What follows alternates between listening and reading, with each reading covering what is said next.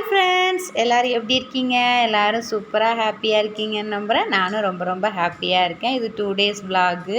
நமக்கு வீக் டேஸில் முடியாதப்போ பசங்களுக்கு ஏதாவது வெரைட்டி ரைஸ் வந்து லஞ்ச் பாக்ஸுக்கு ரெடி பண்ணி கொடுத்துர்லான்னு நினப்போம். பசங்களுக்கு பிடிக்காதனாலுமே இது ஹெல்த்தியும் கூட. பண்ணிகிட்டு இருக்கும்போது என் சின்ன பையன் மல்லி சாதமா அப்படின்னு சொல்லிட்டு போயிட்டான்.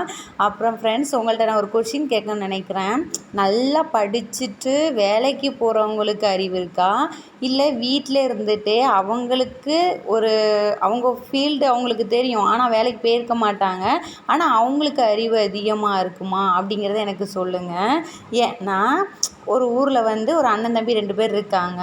அவங்க வந்து அவங்க தாத்தா வீட்டில் தான் இருந்து படிக்கிறாங்க. அப்போ அவங்க பசங்க வந்து என்ன நினைக்கிறாங்கன்னா, ஒருத்தருக்கு ஒருத்தர் மனசில் அவனை விட நான் தான் பெட்டர், அறிவாளின்னு நினைக்கிறாங்க.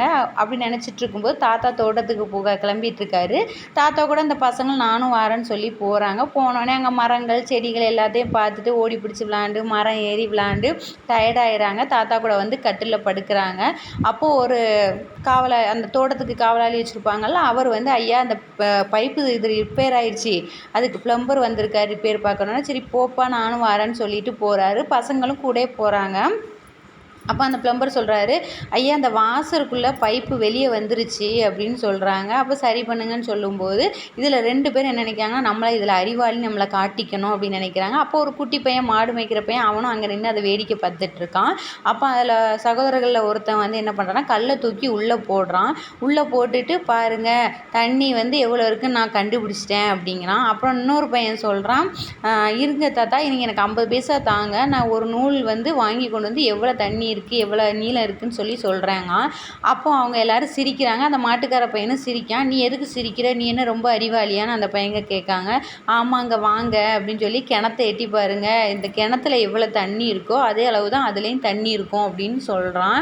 உடனே தாத்தா அவன் சொல்கிறது கரெக்டு, நல்ல பையன், அப்படி அறிவான பையன் பாராட்டுறாரு.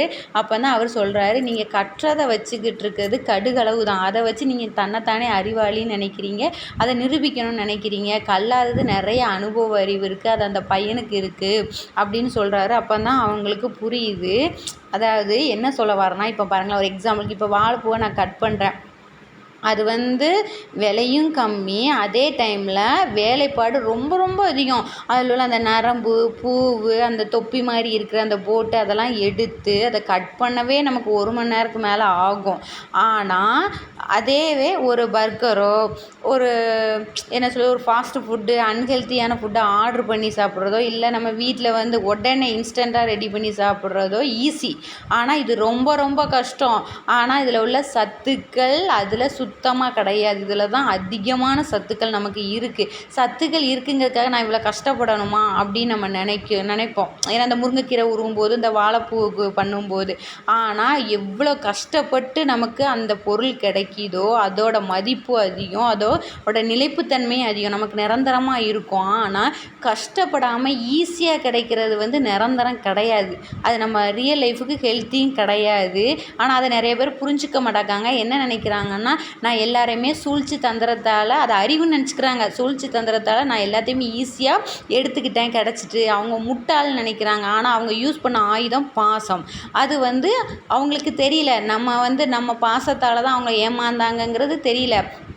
நமக்கு அறிவு இருக்குது, எனக்கு கிடச்சிருச்சு அப்படின்னு நினைக்கிறாங்க. கிடையாது, அவங்களுக்கு ஈஸியாக கிடைக்கிறது பிற்காலத்தில் நிரந்தரமாக நிலைக்காது. ஆனால் நம்ம மற்றவங்களுக்கு எப்பொழுதுமே நல்லது பண்ணிவிட்டு தற்பெருமை இல்லாமல் நான் தான் அறிவாளி அப்படிங்கிற ஆணவம் இல்லாமல் தலக்கணம் இல்லாமல் நம்ம இருந்தோம் அப்படின்னா நம்மளோட அனுபவ அறிவு நம்ம கூட எப்போவுமே இருக்கும், கல்வி அறிவும் நம்ம கூட எப்போவுமே இருக்கும், நிரந்தரமாக இருக்கும். அதனால் நம்ம எதுவும் ஒரி பண்ணிக்கக்கூடாது. ஐயோ அவங்க நம்மளை ஏமாற்றிட்டாங்க, நம்மளை முட்டாளாக்கிட்டாங்க, கிடையாது. நம்ம நல்லது தான் பண்ணியிருக்கோம். நம்ம நல்லது பண்ணது நமக்கு கூட வரைக்கும் லாஸ்ட் வரைக்கும் நிலச்சி நிற்கும். அவங்க பண்ண கெட்டது அவங்கள லாஸ்ட்டு ஃபைனலில் அது கொடுக்கும். அப்பவும் அவங்க திருந்தாத சில சென்மங்கள் இருப்பாங்க, நம்ம கண்டுக்கக்கூடாது. அவங்கள திருத்துறதுக்கு நம்ம அந்த உலகத்தில் பிறவி எடுக்கலை. எதையுமே எதிர்பார்க்க வேண்டாம், அன்பை கூட எதிர்பார்க்க வேண்டாம். இப்போ அன்புவே ஒரு பணம் காசு மாதிரி நினைக்க ஆரம்பிச்சிட்டாங்க. நான் எதுக்கு அவனுக்கு அன்பு கொடுக்கணும், அவனால் எனக்கு ஏதாவது பிரயோஜனம் இருக்கா, ஏதாவது தேவைகள் நிறைவேறுதா, அப்படி தான் நினைக்கிற உலகமாக மாறிடுச்சு.